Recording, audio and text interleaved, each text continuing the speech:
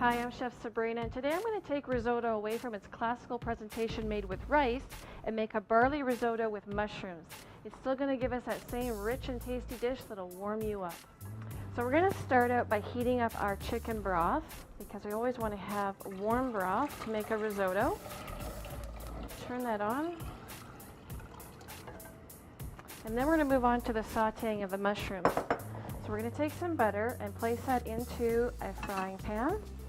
And today we're using oyster, shiitake, and regular button mushrooms. You can use any variety of mushrooms that you want to from the fresh mushroom section. Now that my butter is all bubbly and hot, I'm going to be putting the mushrooms in, and I'm going to just cook them until they have a nice dry appearance, and then I'm going to set them aside while I start the rest of the risotto. So now that my mushrooms are done cooking, I'm going to set them aside. I'm going to bring my Dutch oven onto this burner. And again, over a medium heat, I'm going to be placing my oil in the pot, heating it up, and sauteing some onions. So next we're going to be adding our barley to the pan. And you want to make sure that you buy pearl barley, not pot barley, or you're not going to get the same results. This will need to cook for about 3 minutes.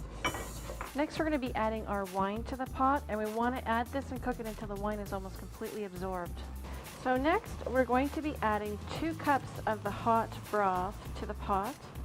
And the key with making a really good risotto is to keep stirring it frequently, because it's that continual knocking of the starches off the grain that's going to give you that nice creamy consistency. So now we're going to want to cook this until all the liquid is almost absorbed, and then we're going to continue to add liquid a half cup at a time until we've added it all.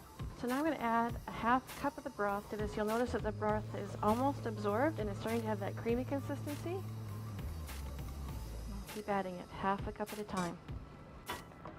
Alright, so I've added all my broth to the risotto, and you'll know the risotto is ready and done when the barley is tender to the taste. So I'm going to be taking this off the heat and finishing it off. I'm going to be adding back in these mushrooms, and the reason I didn't have them in there for the whole process is all that stirring would have broken them up and made too many small little bits. So I'm going to be stirring these into the pot, and that'll warm them back up again. And then I'm going to be adding in some fontina cheese, and I'm just going to stir it until that cheese is melted. And once the cheese is melted, then I'm going to be adding in my cream. I'm going to be adding a little salt and pepper just to finish off the seasoning. So once my risotto is in my serving dish, I like to just garnish it with a little bit of chopped parsley. I do like to pair my risotto with a really nice vegetable dish. I've got a braised broccolini here. And both of these recipes come from our 2011 Everyday Delicious Cookbook, or you can find them on our website.